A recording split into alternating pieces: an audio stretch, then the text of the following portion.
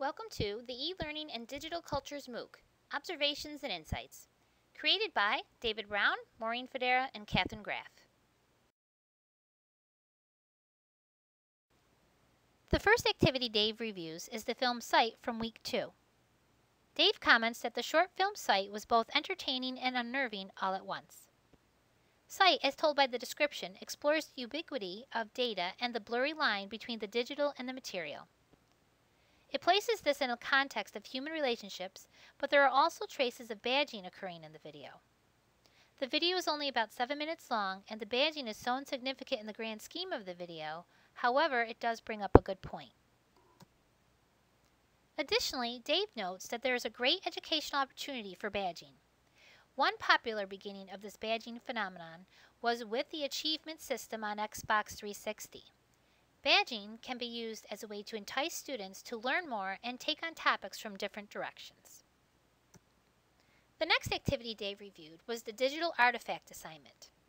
Dave states that the concept of creating something to show understanding outside of a mere paper is a relatively new concept, as is the MOOC. This is one of the greater intersections of digital culture and learning culture.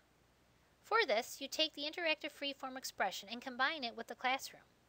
By giving the freedom necessary for expression, we see that there is the ability to show understanding in many different ways. This in turn shows a grasp on ideas and concepts beyond simple knowledge reproduction. The last activity Dave reviewed was the film World Builder from week 3. Dave reflects, in watching this video, we see the strength that can occur with a good simulation. A proper simulation will allow for better learning applications as there will be more real-world simulations. The theme of the immersion goes hand in hand with the concept of teaching. If we can get our students to immerse within their education, we can help them gain a deeper understanding.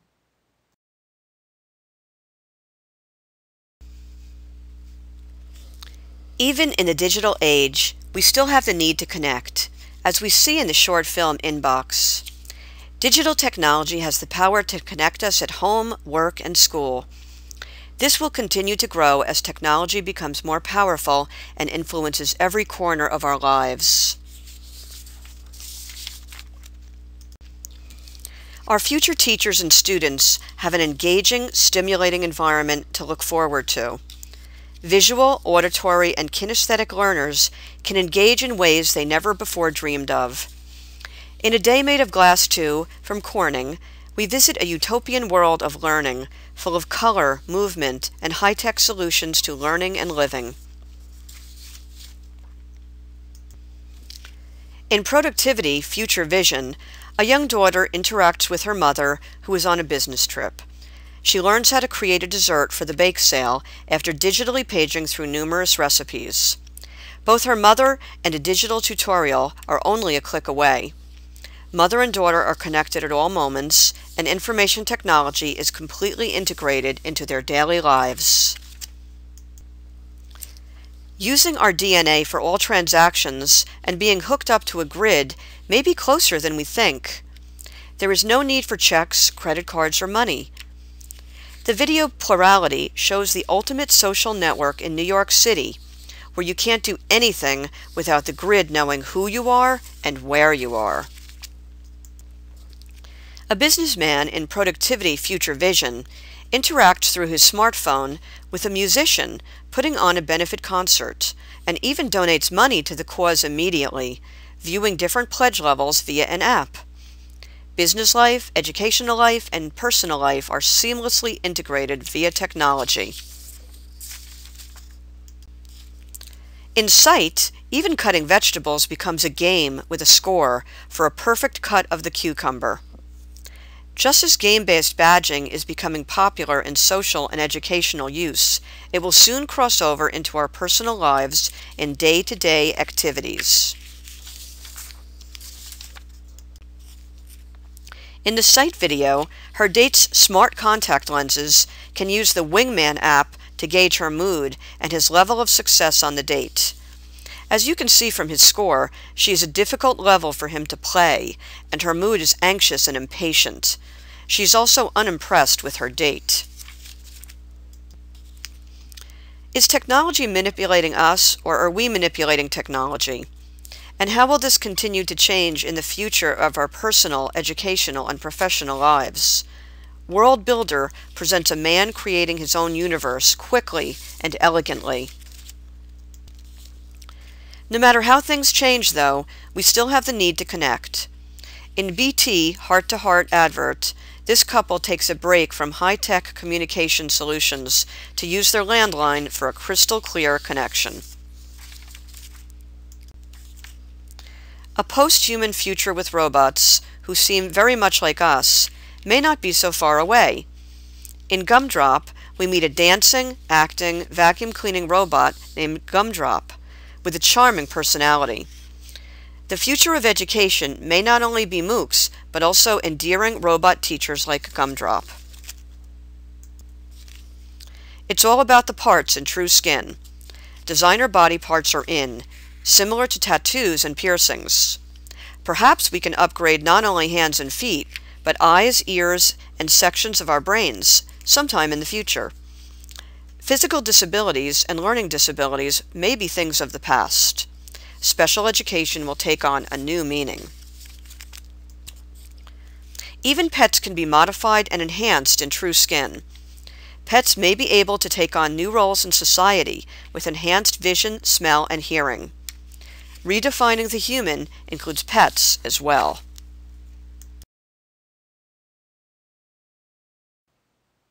The first activity that I would like to share is on the Week 1 Film Festival section about utopias and dystopias. In my following slides, I'll reflect on structure and learning points in this activity.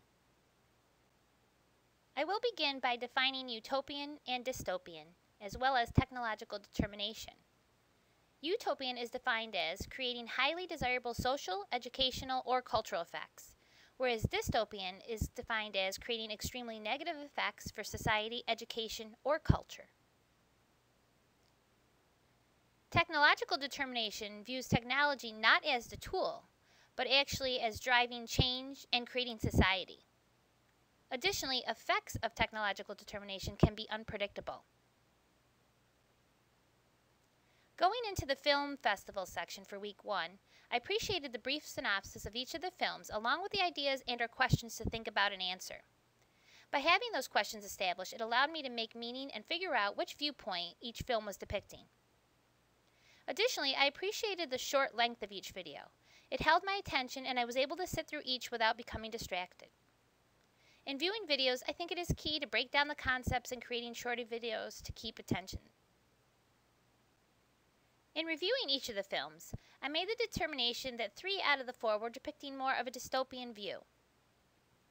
Benedetto Machine 3 portrays society as losing control of making their own decisions.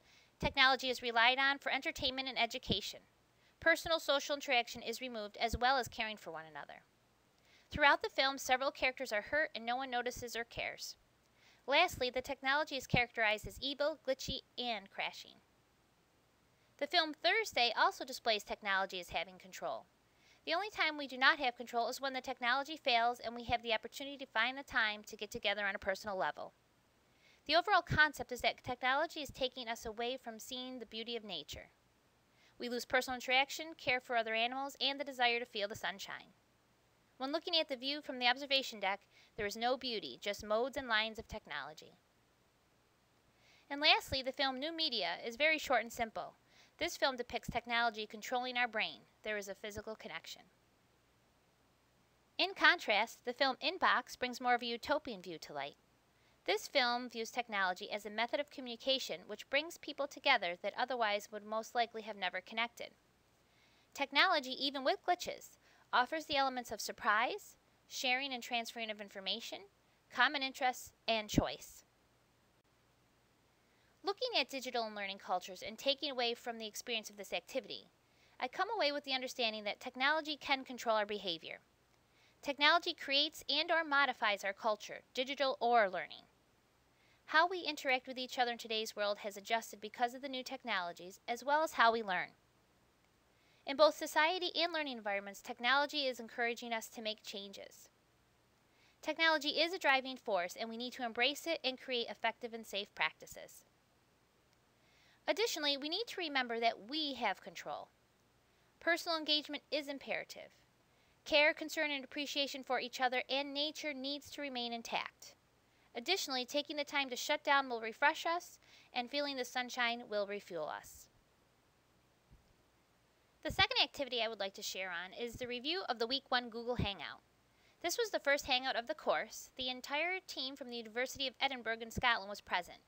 The Hangout length was defined for an hour, and it was broken down in the following structure.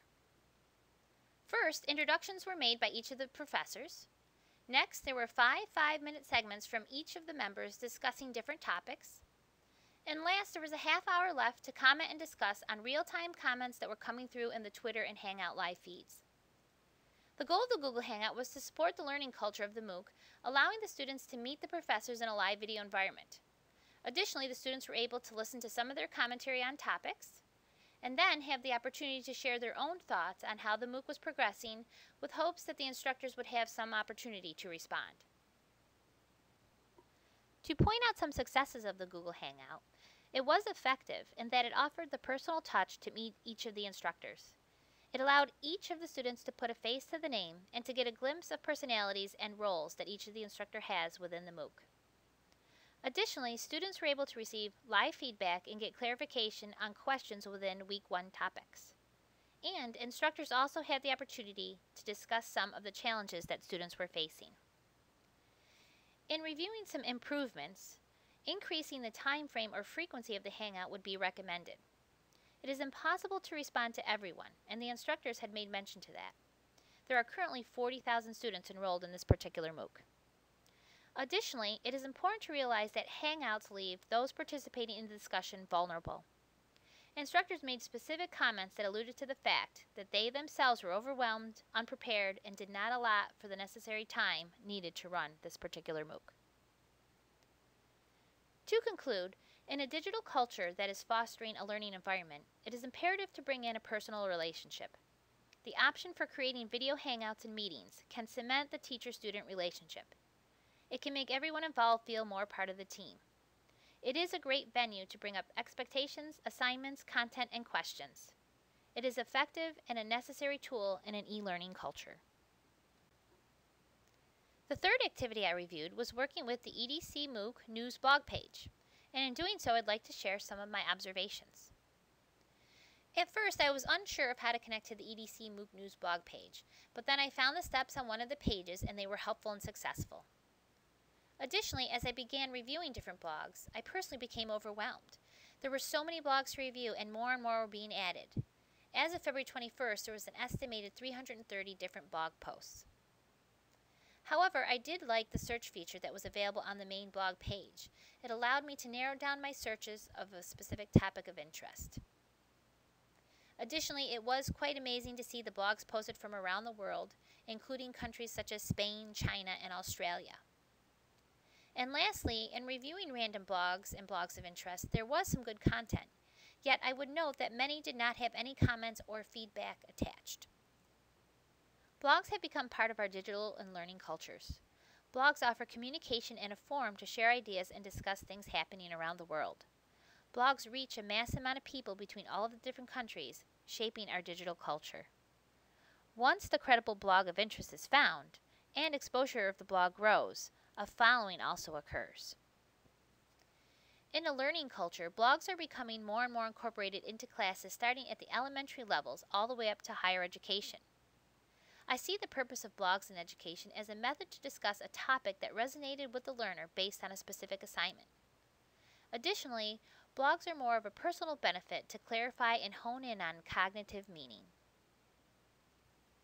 In conclusion, we wanted to share 2 quotes that tie together the e-learning and digital cultures along with our observations from the MOOC. The first quote from Cisco Systems states, "Moving from the one-room schoolhouse to the one-world schoolhouse is now a reality." Elliot Mazie also defines that we need to bring learning to people instead of people to learning.